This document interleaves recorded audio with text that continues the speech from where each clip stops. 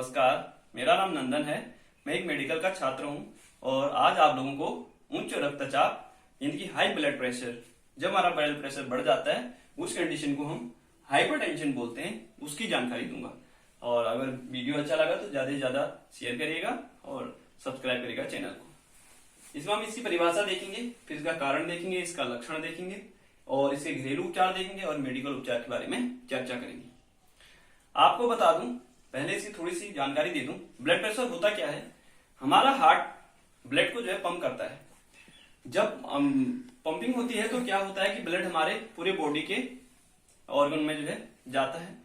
तो इस कंडीशन में क्या होता है कि जो हमारे ब्लड वेसल्स होती है, जो हमारी नसें होती है हमारी, यानी कि हमारी बॉडी में जो नसें होती हैं, उन नसों के द्वारा, रक्त वाहिकाओं के द्वारा जब ब्लड जाता है तो इस जो आर्टरीज पे क्या लगता है, एक प्रेशर लगता है ना, उस पर एक दबाव लगने लगता है। तो जो जब वो दबाव ज्यादा लगने लग जाता है तो उस कंडीशन में क्या होने लग जाता है, हमारा ब्लड प्रेशर बढ़ जाता है, उच्च रक्तचाप की परेशानी शुरू हो जाती है। ये जो बीमारी है उच्च रक्तचाप की, ये हमारे जो है साइलेंट किलर बीमारी है। ये एकदम से हमें जो है इसके सिम्टम शो नहीं होते हैं, इसीलिए हमको बीच में अपने नजदीकी स्वास्थ्य केंद्र में जाके अपना ब्लड प्रेशर जो चेकअप करते रहना चाहिए बीच बीच में। और 30 साल से ऊपर के जो लोग होते हैं उनमें ज्यादा देखने को मिलता है।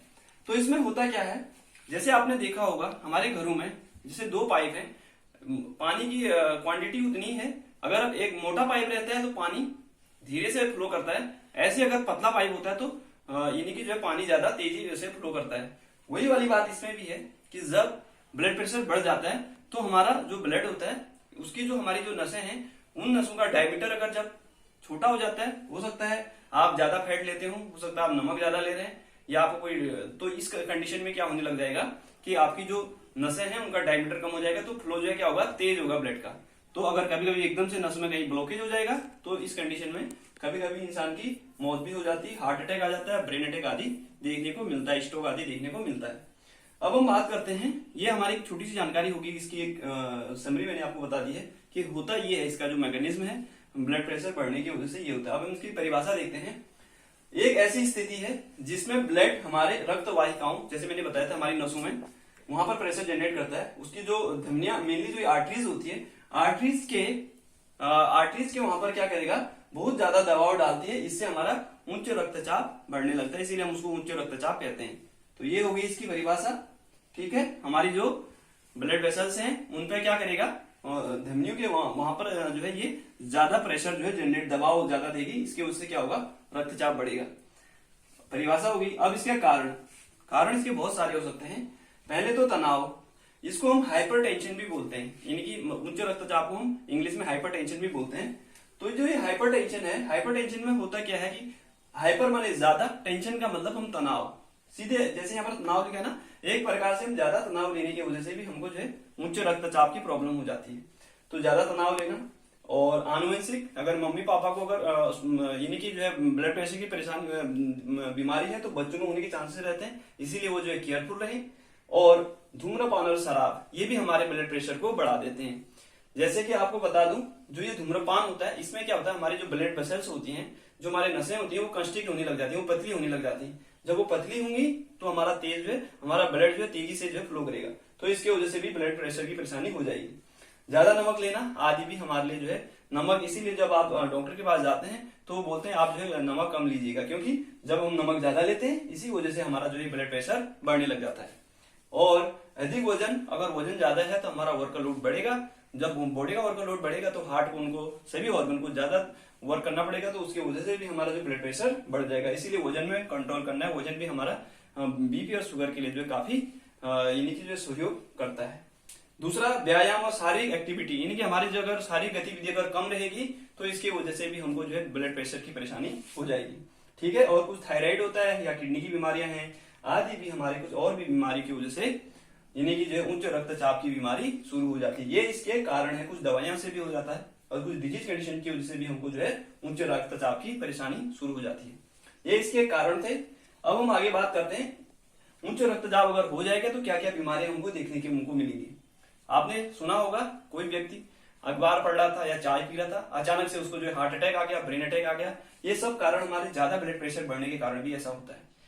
इसमें होता क्या है, जब हमारे हार्ट की कोई दिल की कोई अगर जो नस होती है उसमें ब्लॉकेज आ गया, या हमारे ब्रेन की किसी नस में अगर ब्लॉकेज आ जाता है, तो ये सब कंडीशन के कारण हमें स्ट्रोक या फिर हार्ट अटैक, ब्रेन अटैक आदि देखने को मिलता है। और कभी कभी हमारे ब्रेन में हेमरेज हो जाता है, उसकी वजह से फिर बंदे को स्ट्रोक आ जाता है। तो ये बीमारियां ज्यादा उच्च रक्तचाप के कारण होता है। आपने सुना होगा एक व्यक्ति को जो पैरालाइज हो गया है उसका, ये सब जो हमारी पैरालाइज वाली कंडीशन हो जाती है, ये सब उच्च रक्तचाप के कारण देखने को मिलती है। इसीलिए इसका हल्के में न लें। आप इसका जो मॉनिटर करते रहें, अपना ब्लड प्रेशर चेक करते रहें। 30 साल से ऊपर ज्यादा देखने को मिलता है, इसीलिए सभी लोग अवेयर रहे इस चीज के लिए, ठीक। और दूसरा, हमारे आई विजन, ब्लड विजन धुंधला दिखने लग जाता है, और थायराइड आदि भी इसमें प्रॉब्लम में भी जो है ये हमारा उच्च रक्तचाप देखने को मिलता है। तो ये सब कुछ चीजें हो गई। अब हम इसके लक्षण के बारे में जानकारी दूंगा।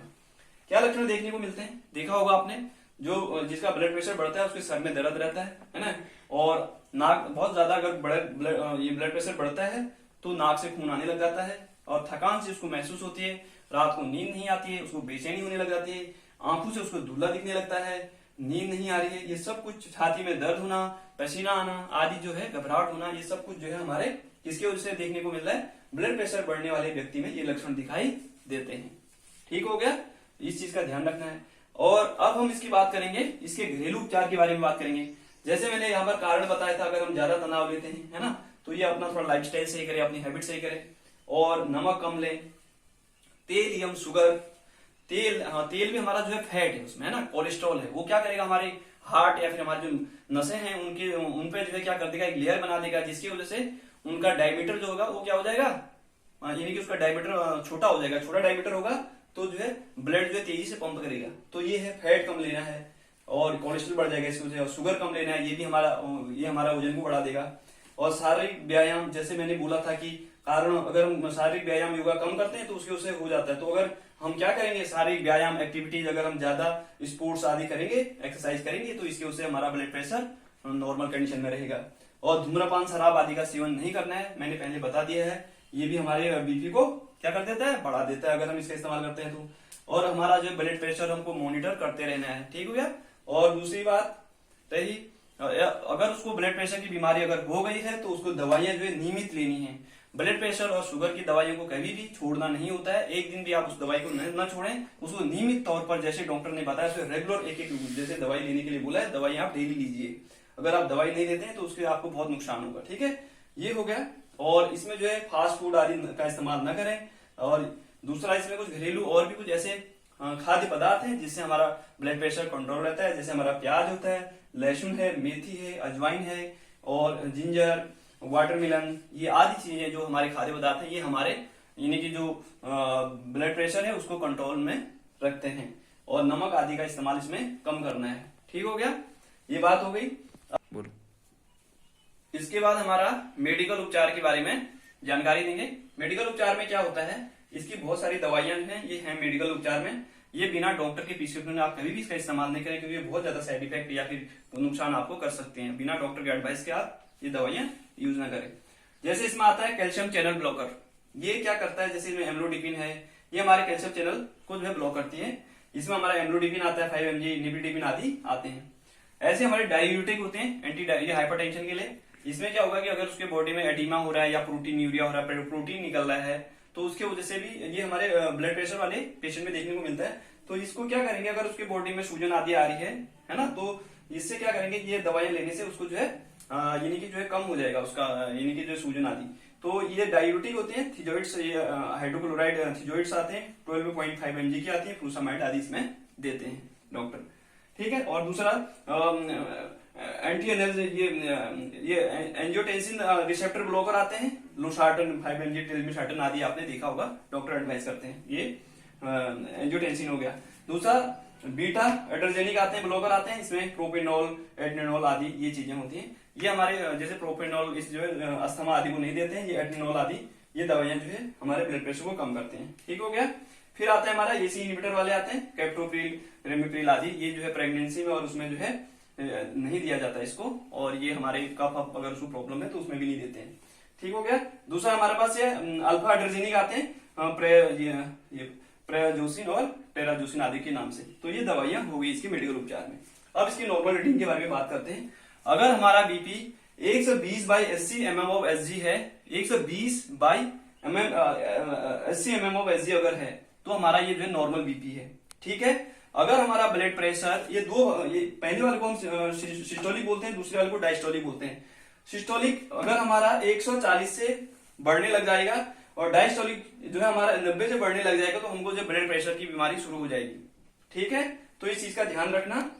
120/80 हमारा नॉर्मल है, 140/90 यानी कि 140 से ऊपर जाने लगेगा और डायस्टोलिक जो है 90 से अबव जाने लग जाएगा तो हमको ब्लड प्रेशर की बीमारी शुरू हो जाएगी।